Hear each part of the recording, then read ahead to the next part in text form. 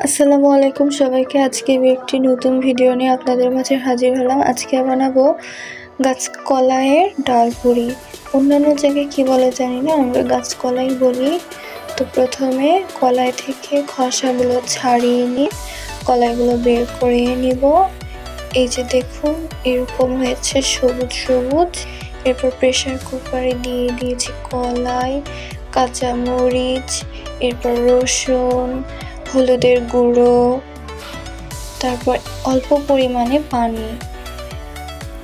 পানি বেশি দেওয়া যাবে না, অল্প একটু, আর সেদ্ধ হতে হবে ভালো, এজন্য প্রেসার কুকারে দিয়েছি। এই যে দেখুন এরকম সেদ্ধ হবে।